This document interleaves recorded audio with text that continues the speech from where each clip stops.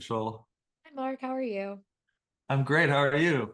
Doing great. So to start, um, when I talked to Kimball, we talked a lot about how this movie feels. I said it feels a lot like it's the end of the fucking world in the like, but in that sociopathic sense of like you're in this person's mind and you're kind of dealing with it.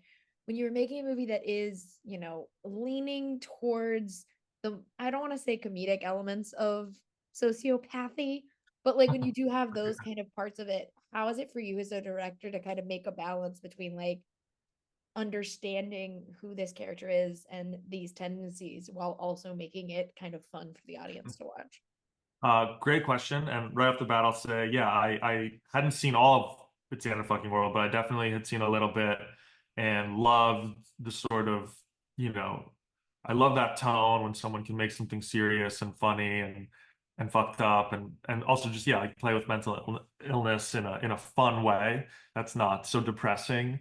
Um, But yeah, the way that I did that, well, again, just going backwards a little, I started my career doing stand up. I wasn't very good at it, but so all I have to say is I always tried to take I always like, the ability to take an uncomfortable approach to things, not necessarily comedic, and to answer really to get the heart of your question, I think that's the answer for me is that I don't approach it. I think the way that it works is that I don't approach it as a comedy. We approach the source material like super serious. Like Kimball, you are complete, like you are this mentally ill sociopathic character, that we crafted and and when we say the lines like that, they just naturally kind of become funny because the conviction that Hippo has in these ridiculous moments um, is just like it is hilarious.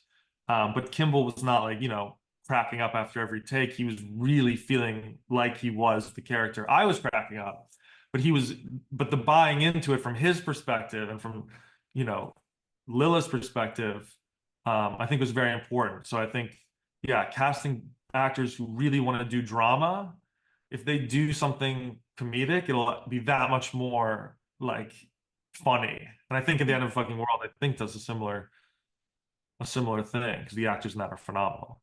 Yeah. Well, it's funny because he kept comparing it to like Murder Napoleon Dynamite, and I was like, yeah, that's correct. But Yeah. it is fun to like look at people like this through this lens because I think we don't typically typically it's like a very sad, depressing thing. And so it's fun when we get to kind of have a little bit of fun with stories like this. But you also have you've now added another credit to Eric Roberts's very long IMDb credit list. I think the longest of any actors. How is it when you're working with somebody like Eric Roberts that does have all of that kind of not I almost called it history, but he just has all of that like career Yeah. behind him. How is it when you're directing somebody like that in a movie like this?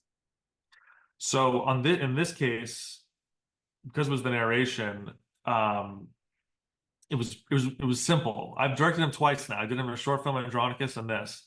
For the narration, I definitely I had a tone in mind, like sort of the wise, fable-esque Hmm. man, older man with a nice, like confident voice, and he killed it. So, to his credit, someone that good and storied, if once he knew what I was going for, like we did, a few takes, and then he realized what I was going for, and then that was like it was like the most seamless narration. It was like you got this, like you're making it as good as I wanted, but better. Um, but no, it was definitely but the first time I met him, I was definitely extremely nervous. Um, I was like I wanted to earn his respect. Mm. But funny enough, the way that I earned his respect ultimately on my short and now here was he gave me that confidence and said, just tell me what you want. And the more direct you are with him, and I think that's like that with probably a lot of actors who've been there, done that. They appreciate a guiding hand of a director, and so it's counterintuitive because you want to beat around the bush and be like, well, whatever you want, Eric, But the truth is, they don't want that. They want choices, and so yeah, that's how you do it. You have to hold your ground, as scary as it is. I love that. And I do have to ask because one of my favorite parts, it's in the trailer, so like it's fine. is when he says like he calls her Hitler Youth, I think. And she's just like, I'm not even from Turkey. Like it was just like the way the response was so quick and funny. When you have things like that in a movie, how is the process of like how do you think about it? Are you like, okay, I'm gonna put this in here, we'll see if they'll let me keep it. And then like the progression of like how like do you have moments where like there's no way this is staying in this movie? And then just to see it go from that thought to the final product. Yeah. It's funny. I think maybe I'm spoiled by my lack of budget in that I never had to get permission from anyone on Final Say. Um, so I will say that to start, the less budget you have, the more control you have. So it wasn't necessarily crossing my mind in this. That said, if a joke isn't hitting, and that one did hit, that was a scripted joke that hit, not joke, but line that turned out to be funny. Um, that hit, but when things don't hit in the edit, we that's when we take it out. As if, and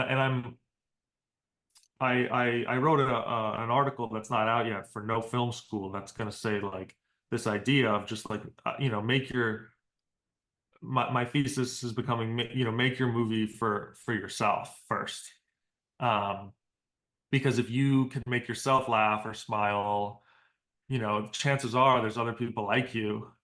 And so it's like, don't doubt yourself. Now, of course, if we sold this movie to Netflix and they needed the Hitler line out, okay, if they're going to hand me like $20 million, then then Life take it guy. out.